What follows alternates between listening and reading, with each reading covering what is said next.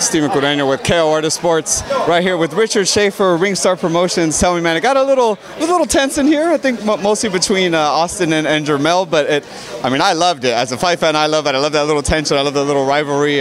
Then that's just the co-main event. That's not even the main event we're talking about. That's what I'm saying here. There's a lot of fighters who fight the fight or, you know, walk the walk, but there are very few who talk the talk, and the Charlos talk the talk too.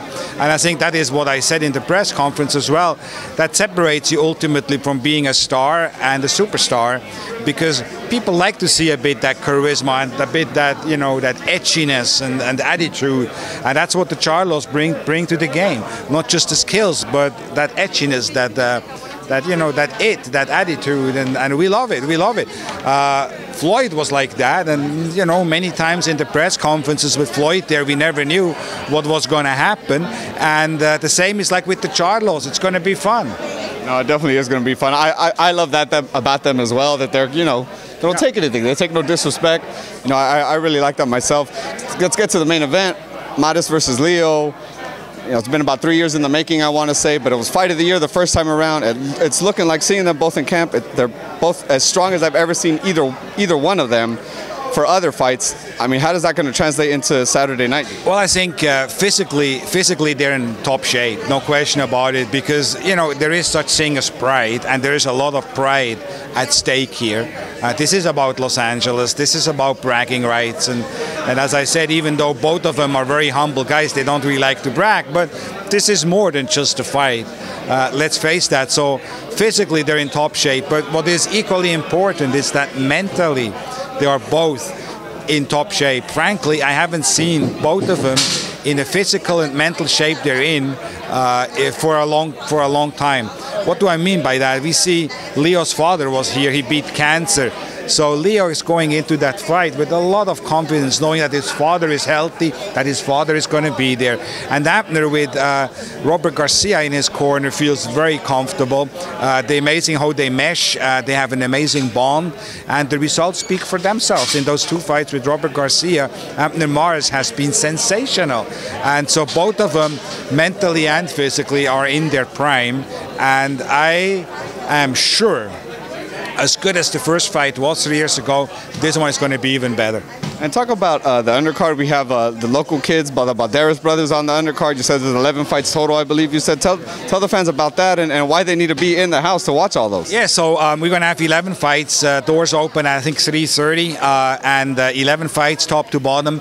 Some great Southern California talent. So you're going to have a chance to see some of the world champions, but you're going to have to see, and I'm able to see some of the young fighters coming up here in and around Los Angeles, and one of them from Santa Maria I like to particularly point out, and that is Carlos Balderas, U.S. Olympian, most sought after Olympian in the world. Every promoter was after him. He's an amazing talent, and you will see when you see him do the ring walk on Saturday, just the way he carries himself. This kid has star written all over him. So I'm very excited about Carlos fighting right before the co-main event, right before Charlo and Trout. You're going to see Carlos Balderas enter the ring at Staples Center.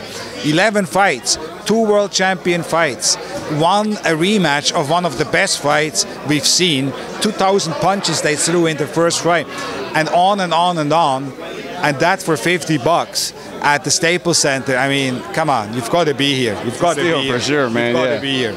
Balderas' brother is on it too, Jose. So I'm Jose is on the card as well. So it's really top to bottom, amazing card. It really is, man. I'm excited about it, definitely. Just want to get your take on some news recently happening in boxing right now. I know we kind of talked about it last time. Triple G is demanding 50-50 per split against Canelo. Recently, just as yesterday, I think Oscar said that they're moving on, going to Danny Jacobs, which is a good fight, but it isn't the fight. What are your thoughts on that whole situation?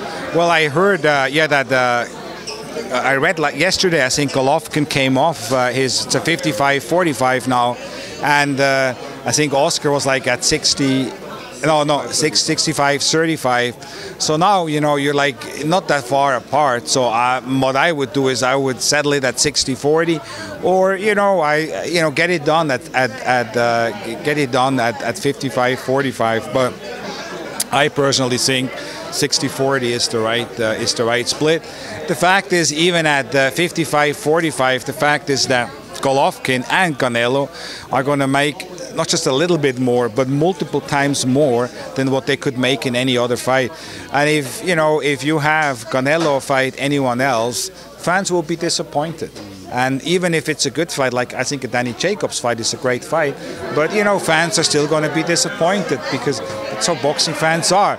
They want to see what they want to see, and what they want to see is the rematch between Golovkin and Canelo. So anything else you try to feed them is not going to taste as good. And so I think you need to really make you've got to get that fight done. And it really seems now, with Golovkin having moved off his 50-50, that they're going to get it done. As a fight fan, I hope so. Yeah, no, definitely hope so. If for whatever reason they can't, and it is Canelo Jacobs, I mean, that is still a good fight. How do you see that fight playing? No, it's still a good fight, but I can assure you that Canelo is going to end up making much less money than he would make fighting a Golovkin, even if it's a 50-50 split. So it's going to be it's a good fight, yes, but it's not Golovkin against Canelo. I mean, let's not kid ourselves, But there's nothing wrong with the fight, but I don't think it's really going to be the kind of excitement, because the question is going to be the whole time throughout the whole promotion, why are you not fighting Golovkin? You know that's what's going to be. And so it's difficult in that background to really promote successfully and maximize the revenues when you have that sort of like shadow hang over you. So they've got to get that fight done. And I mean, the same is, by the way, for Golovkin. Who is Golovkin going to fight? Tell me. Who is he going to fight? Charlo's the mandatory. Jamal is the mandatory. So that's a good fight, And I think Charlo is going to knock him out. I love that fight because I'm going to be working. I'm working with Charlo, so I love that fight. I love it plays out like that. No, hopefully they end up fighting each other eventually, regardless. But obviously, like you said, the match everyone wants is Canelo Triple G next. Lastly, man, just the World Super Series of Boxing. I talked to Murat yesterday. We're still kind of waiting on Usyk, I believe. But what can you tell us? What's the latest with that?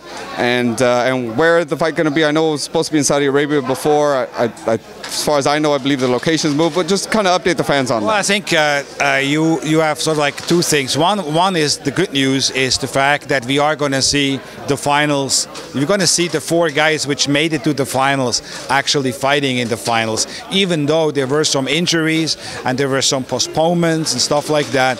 I really take my hat off to the organizers in Switzerland from the World Boxing Super Series, to stick it out and give the fans the fights they want to see. I want to see Usyk and Gassiev, and I want to see Smith against Groves, because these are the guys who made it through the ranks and through the tournament and the qualification. And if it means that you have to wait a month or 2 months longer to see it, then so be it. But so I'm happy that has been confirmed, that those two fights are on. And now the question is going to be securing the dates and the venues. There's a lot of global interest from several places which are aggressively competing for hosting the finals. And the organizers in Switzerland are currently going through that. I'm sure it's probably a matter of weeks until that is going to be finalized and announced. And I really don't know more than that. I just know that there's a fierce competition as it relates to hosting those two finals, which really is amazing and speaks to the strength of the tournament, that in the first year already you have sites and venues, countries competing to host the finals. No, it definitely does. They're great matchups. I can't wait to see them. Thank you so much, sir, for your time. Looking forward to Saturday, man. Appreciate it. Thank you.